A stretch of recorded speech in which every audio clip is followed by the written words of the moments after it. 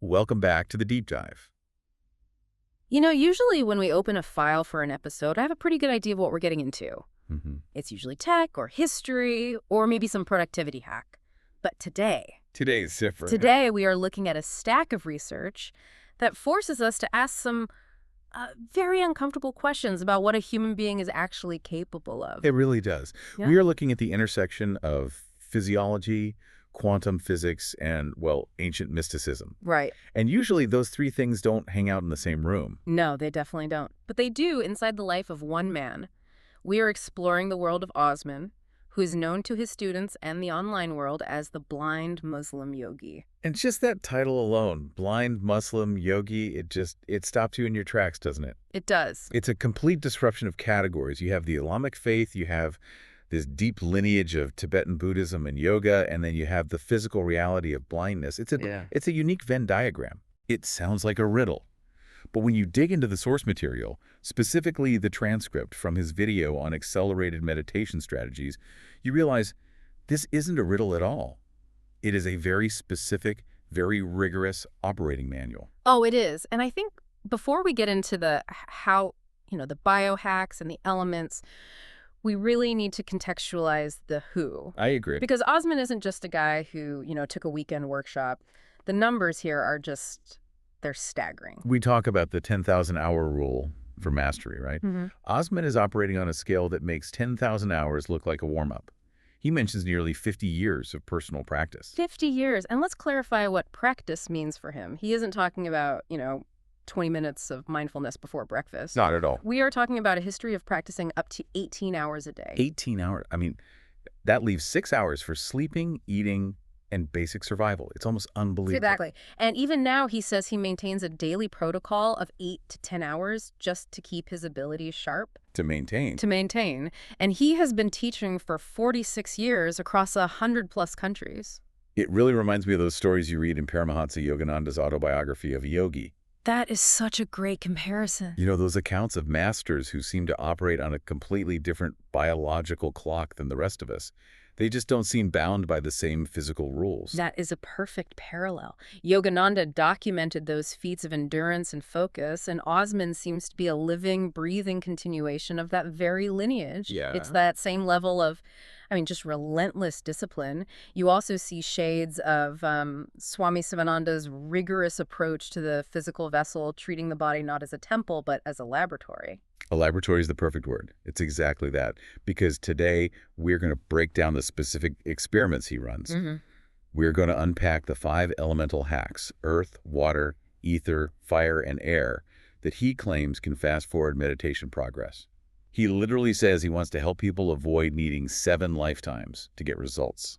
Which is a massive promise. A massive claim. But we also have to talk about the other side of the coin. The healing. The healing, yes. All right. And this is where the conversation shifts from how to sit to, well, how to save a life. Osman positions himself as a bioenergy healer on a master level. And this is a crucial point. He explicitly distinguishes between his teaching and his healing. He does. He states very clearly that he has never charged a single dollar for teaching yoga or meditation in 46 years. He views it as an art form that belongs to humanity. It's something to be shared freely. Exactly. But the healing services, specifically the bioenergy work, that is his professional offering. Yes. And he specializes in the heavy lifting, doesn't he? Oh, absolutely. We are talking about critical care, recovery, and terminal illnesses. He mentions working with physiological, psychological, and spiritual ailments. And the delivery method. This is the part that made me double-check the notes. I had to read it twice. I know. He calls it non-invasive telepathic healing. It sounds like science fiction. It really does. But if you look at the work of people like, say, Dr. Deepak Chopra, who has spent decades trying to bridge that gap between consciousness and biology, Right. or you look at the deeper research into non-local consciousness, Osman is essentially just applying those theoretical frameworks in a very practical, hands-on way. He specifically mentions the quantum entanglement theory in his own notes. Correct. And that is the absolute key to understanding the telepathy claim. It's not magic. He sees it as physics. So unpack that for us. What is he talking about? Well, in quantum physics, entanglement is when two particles become linked in such a way that the state of one instantly, and I mean instantly, affects the other, no matter how far apart they are. Okay. Einstein famously called it spooky action at a distance. Spooky action at a distance. So Osman is suggesting that he can, what, entangle with a patient's bioenergy field. That's precisely it. He's suggesting that at the level of bioenergy, physical distance is an illusion. It's irrelevant. If he can establish that quantum connection, he can deliver a healing protocol to a patient in an ICU on the other side of the globe, and it happens instantly. It's an incredibly bold claim. Yeah. But he's careful to frame it as a complementary service, right? Yes. And that is a very important ethical distinction. He is not saying ignore your doctors or stop your treatment. Not at all. He is offering this for situations when medical treatment is struggling or maybe it's hit a wall. It's an energetic support system for the body's own recovery mechanisms. It's an extra layer of support. An extra layer. Yeah. And for anyone listening who wants to check this out or maybe needs that kind of help for themselves or a loved one, the hub for all of this is yogawellness786.com. yogawellness786.com. That's the one. And he has a very clever way of letting people test the waters if they're skeptical. The Starbucks pitch. The Starbucks pitch, yes. I love this. He offers a 10-minute anxiety fix. For $5. Less than a latte. Exactly. His logic is basically, if you are skeptical about telepathy or if you are just stressed out, give it a try for the price of a coffee. It's a low-barrier proof of concept. It's brilliant. It is. So we have this incredible profile. A man with 50 years of data, meditating 8 to 10 hours a day, offering quantum healing for terminal cases. But the core of our deep dive today is his operating manual. Yes. The source material is titled Simple Proven Strategies to Improve Your Meditation Progress Dramatically. And he breaks it all down by the elements, a very classical approach. Let's start at the bottom then. Let's start with the earth element. The foundation. In both the Tibetan Buddhist tradition and the yogic sciences that Osman has studied, you don't just sit. How you sit fundamentally controls the elemental forces in your body. Okay, so he talks about sitting cross-legged, which most people are familiar with. Right. But there is a specific secret hack here involving the heel. Yes. This is a posture known as Siddhasana, or the perfect pose. He describes placing the right heel directly against the perineum. The perineum. Okay, let's unpack this. Why there, specifically? The perineum is the space between the genitals and the anus. In yogic anatomy, this is the trigger point for the Muladhara, or the root chakra. And the root chakra corresponds directly to the earth element. Exactly. So Osman explains that by applying direct physical pressure there with the heel, you are physically stabilizing the earth element in the body. You're locking it in. You're locking it in. You are creating a closed circuit. He uses the phrase, stabilizes the magnetic current. It sounds almost like an electrical ground wire. That is the perfect analogy. Think of the human body like a high-voltage system. If you want to safely channel the kind of energy Osman is talking about, the kind that allows for things like telepathic work, you need a solid ground. Otherwise, you short circuit. You short circuit. So by pressing the heel there, you lock the body into this incredibly stable, earth-connected state. He says this one simple act makes concentration significantly easier. And then the left heel just goes on top. Yes. You tuck the toes of the left foot into the space between the right calf and thigh. It creates a very compact, very stable, triangular base. I have to admit, I tried this while reading the notes. Yeah. Well, let's just say my hips had some complaints. It definitely requires some flexibility. But Osman notes that this physical stability leads directly into activating the next element. Water. Water. Okay, so if earth is the anchor, where does water come into the picture? Water is associated with the sacral chakra, or Swadhisthana, which is located in the lower spine and sacral plexus region. And Osman explains a really fascinating mechanism here involving Kundalini energy. This is a term that gets thrown around a lot in spiritual circles. Yeah. I know Dr. Bonnie Greenwell has written extensively about Kundalini, framing it as an evolutionary energy. How does Osman define it here? He has a very practical definition. He views it as a super high energetic form of prana. So prana is life force energy. Right. And he says Kundalini starts in the root, in the earth center. But once it's awakened, it rises and sort of rests or becomes active in the sacral region, the water center. Okay. And here is where it gets really interesting for anyone who has ever tried to meditate and just felt their legs fall asleep after 20 minutes. Oh, yeah. Osman says that when this water element is activated, the body physically adapts. This is the secret to his 18-hour sessions. He argues that it's not muscular strength that holds you in a pose for 18 hours.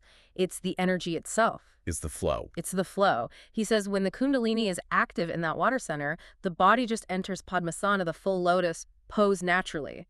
It becomes effortless. He compares it to the average person. Yeah. Without this energy activation, he says the maximum you can comfortably sit is what, maybe 2 hours? And that's a real struggle for most people. An hour is tough. Oh, absolutely. But he's claiming that with the energy flowing, with the water element circulating properly, you can cross that threshold, and sitting for hours on end becomes as natural as breathing.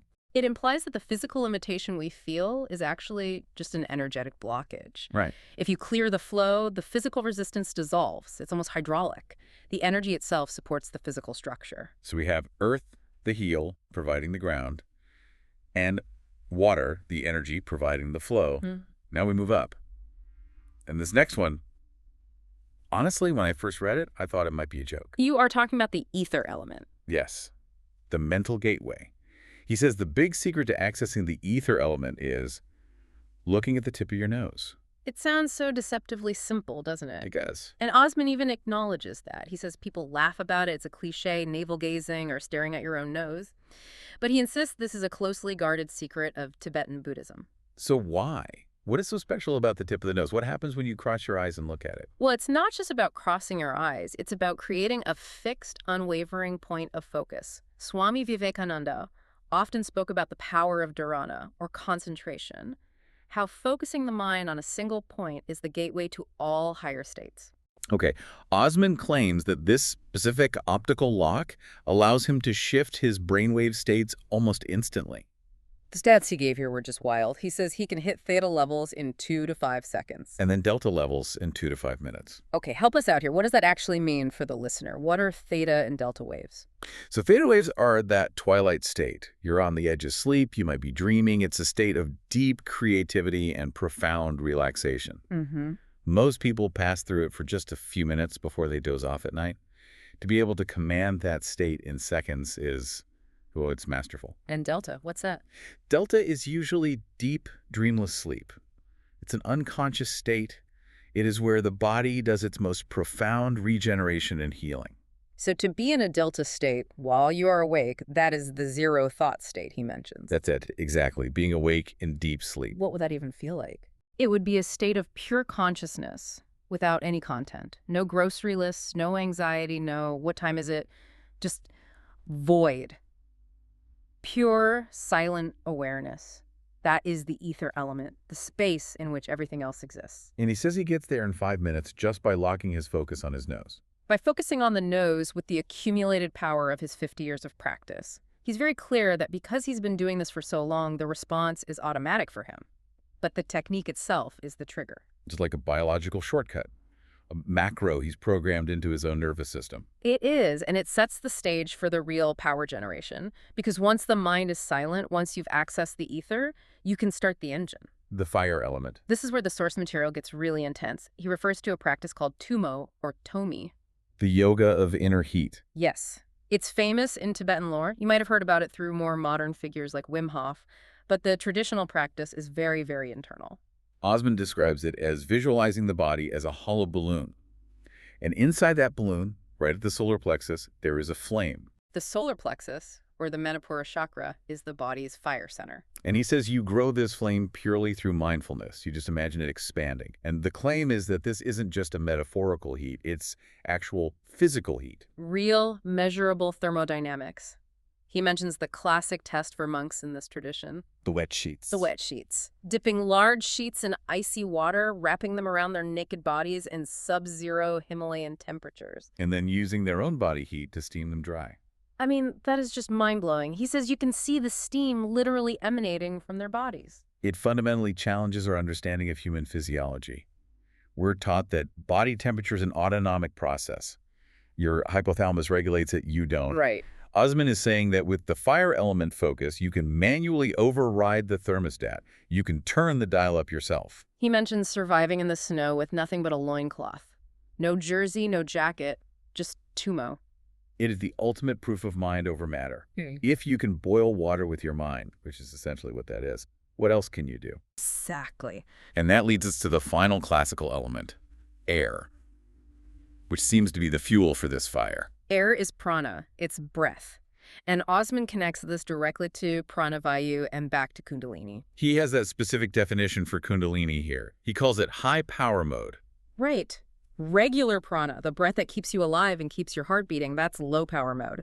Kundalini is the supercharged high octane version. And to access it, you need supreme breath control. He lists a couple of techniques, annulum zalom, Alternate nostril breathing. and soam, which is in through the nose, out through the mouth. But the detail that really stood out to me was the refinement of the breath. He talks about practitioners who do massive repetitions of mantras like 100,000 chants in a single day. 100,000 a day. I mean, that just sounds physically impossible. The vocal cords alone. Well, and the breath. It requires incredible speed and efficiency. He says if you just breathe naturally while trying to channel that much energy, you'll get sharp pains in your body.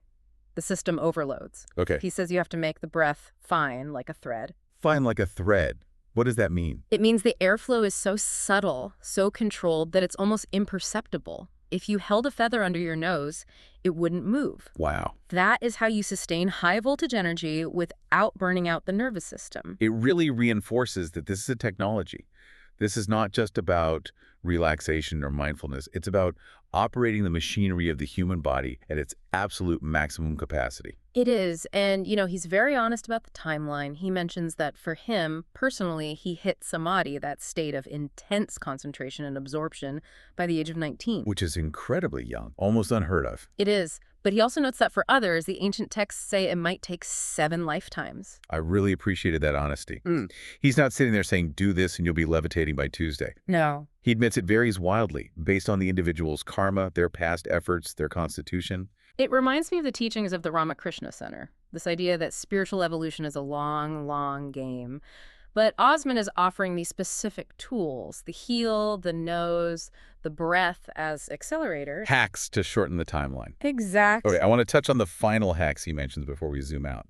The mudras, the hand gestures. Yes. And again, he views these very technically. He sees mudras as circuits.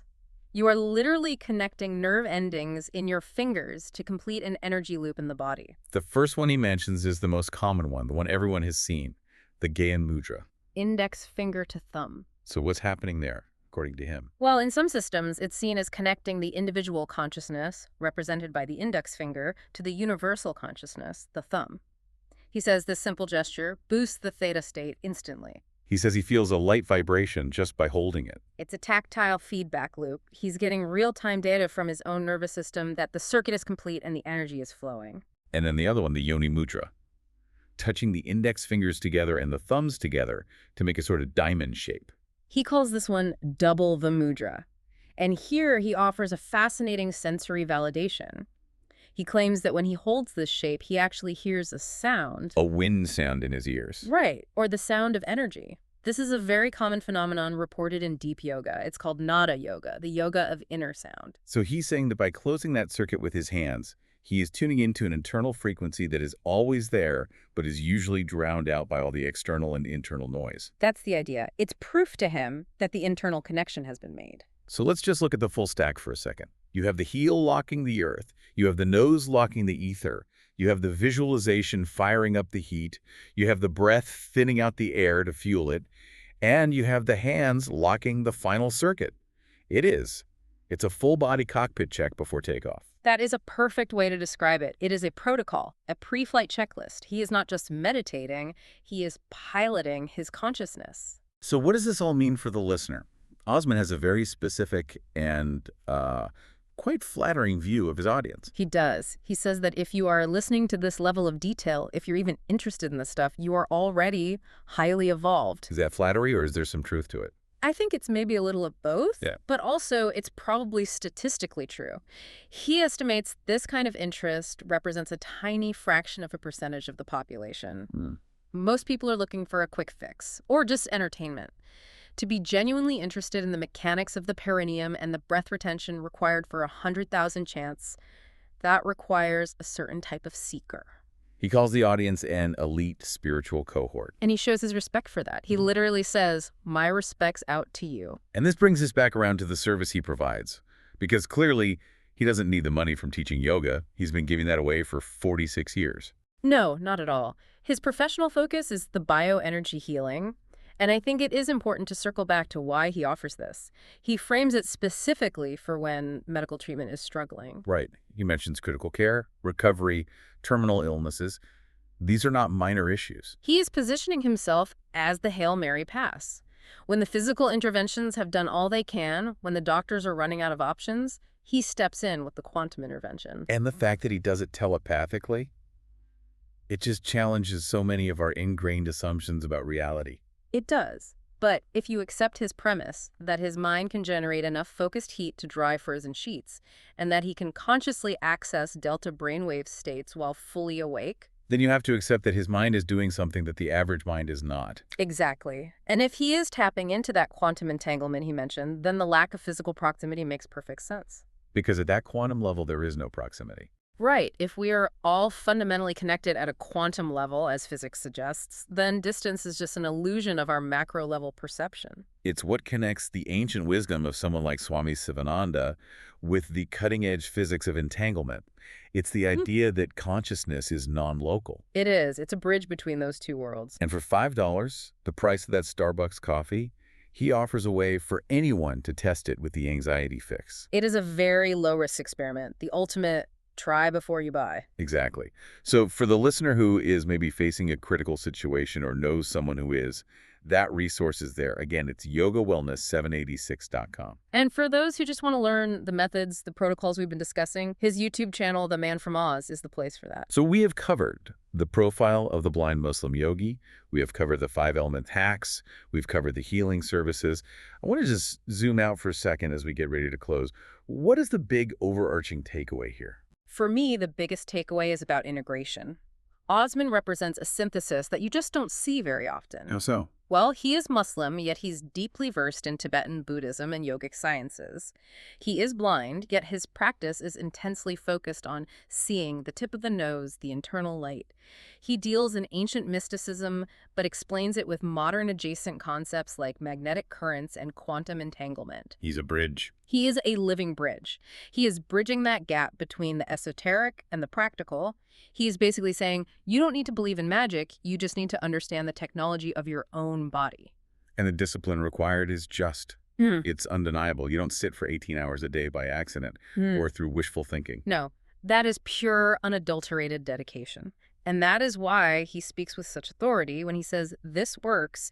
He has 50 years of data points from his own physiology to back it up. So for the listener who is feeling stuck in their meditation or maybe just deeply curious about the outer limits of human potential, what is the action item? What's the first step? The first, simplest action item is to try the tip of the nose focus. Next time you sit down to meditate, for even 5 minutes, just try it. See if you can find that stillness in 2 to 5 seconds like he claims. And if your legs fall asleep after 2 minutes, then maybe check your heel placement. check the earth element. Exactly. Get that root chakra stabilized. Before we wrap up, I have one final thought. Sure. A kind of provocative question for our listeners to mull over. Go for it. We live in an age of hyperconnectivity. We have the internet, we have smartphones, 5G, satellites. We are obsessed with sending data instantly across the globe. Osman is suggesting that we have had this technology built in all along. It's factory installed. The organic internet. Exactly. If the human brain can produce measurable heat, like with Tumo, and measurable electrical waves like delta waves, and if quantum physics tells us that particles are fundamentally entangled, is telepathy really magic? Or is it just a feature? Or is it just a feature of the human operating system that we have forgotten how to use? That is the question, isn't it? Maybe we are all walking around with a supercomputer in our pocket, but we've only ever been taught how to use it as a basic calculator. And Osman is showing us how to turn on the Wi-Fi. I love that. He's showing us how to find the signal and turn on the Wi-Fi. Well, that is it for this deep dive into the truly remarkable world of the blind Muslim yogi. We hope this sparks some fire, maybe even some Tumo fire in your day. Indeed. Keep exploring those inner worlds. You don't need 7 lifetimes to start. You just need to sit down. Thanks for listening. Goodbye.